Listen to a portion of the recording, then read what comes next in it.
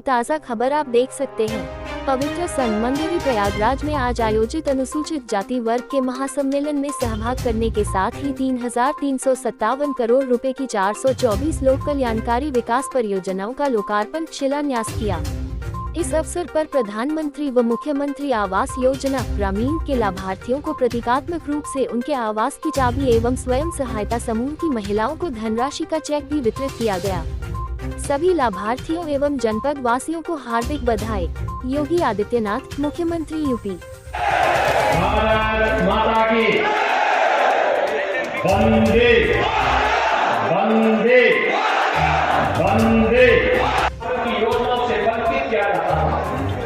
जब मैंने 2017 में मुख्यमंत्री पद की शपथ ली, हम लोगों ने एक ही दिन में सभी राशन के कोटों की दुकानों पर जब एक साथ छापेमारी करके फर्जी राशन कार्ड पकड़े थे, 30 लाख ऐसे फर्जी राशन कार्ड पकड़े गए थे।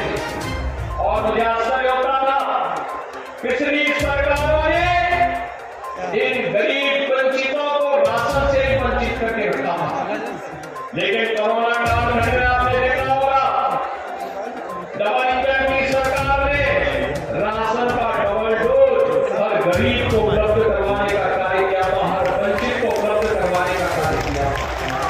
और आज भी राशन की सुविधा का लाभ हर व्यक्ति को मिल रहा है। कोई भेदभाव नहीं है, किसी प्रकार का कोई भेदभाव नहीं। वन डिस्ट्रिक्ट वन प्रोडक्ट में जो भी परंपरागत उत्पाद है, इस परंपरागत उत्पाद में भी अधिकतर लाभ अनुसूचित जाति, जनजाति और अति पिछड़ी जाति के लोगों को प्राप्त हो रहा है। प्रधानमंत्री जी ने भी कुछ दिनों पूर्व प्रधानमंत्री विश्वकर्मा योजना प्रारंभ की है।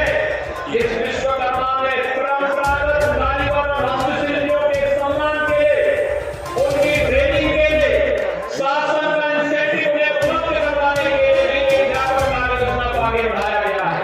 और भाइयों बहनों, उत्तर प्रदेश सरकार विश्वकर्मा श्रम सम्मान की योजना को भी प्रभावी ढंग से आगे बढ़ाने का कार्य कर रही है। अनुसूचित जाति और जनजाति से जुड़े हुए लोगों के लिए सरकार के स्तर पर आज उन नौजवानों के लिए स्कॉलरशिप की व्यवस्था है, मुफ्त में पढ़ाई की व्यवस्था है।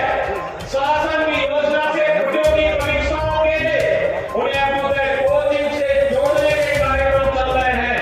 तो साथ साथ सरकारी नौकरी में आने पर उनको मिलने वाले आरक्षण का लाभ भी उन्हें तत्काल प्राप्त हो जाए, इसमें किसी भी प्रकार की कोई कोताही किसी भी स्तर पर नहीं रखी जा रही है। और भाइयों बहनों, यह भी सुनिश्चित किया गया है, अनुसूचित जाति, जनजाति या पिछड़ी जाति का कोई भी गरीब, कोई भी वंचित गांव में जहां रहना है, उस गांव में उस जमीन पर अगर आरक्षित श्रेणी की भूमि नहीं है, तो वहीं पर पीएम स्वामित्व योजना के अंतर्गत उसे जमीन का पट्टा उपलब्ध करवा करके मालिकाना अधिकार भी दिया जाए। अगर आरक्षित श्रेणी की भूमि है, तो उनके पुनर्वास के लिए नई भूमि चिन्हित करके उन्हें उपलब्ध करवाया जा रहा है, जिससे हर व्यक्ति के पास अपने लिए जमीन का पट्टा हो, जमीन पर मकान बनाने की व्यवस्था हो, उसके लिए रोजगार की व्यवस्था हो, उसके लिए राशन कार्ड की व्यवस्था हो, उसके लिए शासन की